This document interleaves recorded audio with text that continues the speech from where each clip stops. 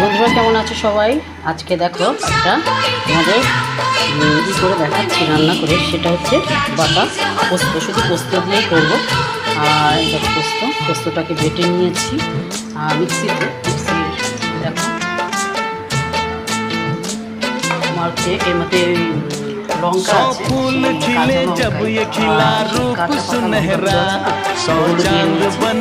লাল লাল হয়েছে মশলাটা।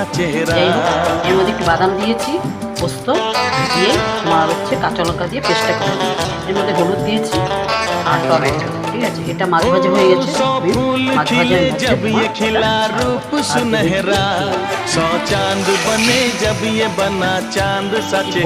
পোস্তটা খেতে দারুণ লাগে, করে খেয়ে দেখো, হেভি লাগে। বাটা মাছের ঝোল খাওয়া যায়, কিন্তু একদম এটা ছোটো ছোটো একদম এটা বাটা পোস্তটা খেতেই ভালো লাগে ঝোলের সঙ্গে না। মানে অতটা টেস্টের থেকে টেস্ট ওটাও লাগে, কিন্তু এর থেকে আরেকটু মনে হয় আর সামান্য একটু বড় হলে সেটা ঝোলের সঙ্গে যায়, আর এটা পোস্তর সঙ্গে যায় দারুণ। যাই হোক, তোমরা ভাবে যে একটুখানি বেশি জল জল হয়ে যাচ্ছে, না, এটাই টেনে তোমার মাছের মধ্যে মশলাটা যাবার প্রয়োজন আছে, তাই না? আমি নুনটাও দিয়ে নিয়েছি আগে, আর নুন এখন দেবো না, মাছ ভাজার মধ্যেও দিয়েছি। আর লঙ্কা দেবো, কাঁচা লঙ্কা। হ্যাঁ, কাঁচা লঙ্কা আমার মাস্ট দিতেই হয়, ভালো লাগে আমার লঙ্কা ঝালটা আমি পছন্দ করি বেশি, তাই দিয়ে দিলাম।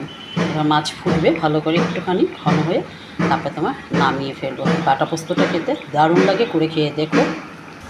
সামান্য একটু হিং দিয়ে দেবে এর মধ্যে, ভালো লাগবে। পোস্তর মধ্যে হিং দিলে ভালো লাগে খেতে, করে খেয়ে দেখো। তোমরা হয়তো ভালো লাগবে না, কিন্তু করে খেয়ে দেখো।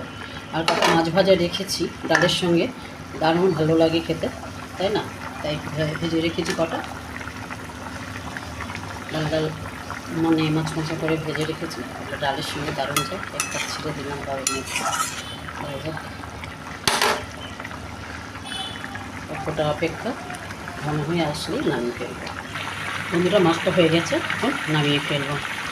আর কীভাবে বাটা পোস্ত করে খেয়ে দেখো, অবশ্যই ভালো লাগবে, সুন্দর লাগবে। আর ভালোবেসে একটু আমার পাশে থেকো, লাইক কমেন্ট একটু সাবস্ক্রাইব আর বেল বাটন দিয়ে পাশে থেকো। বাড়ির পরিবারের সাথে থেকো, খাবার পাতে লেবু এবং জল খেতে ভুলো না। আর একটা ফল যে কোনো একটা পাশে রেখো, ঠিক আছে?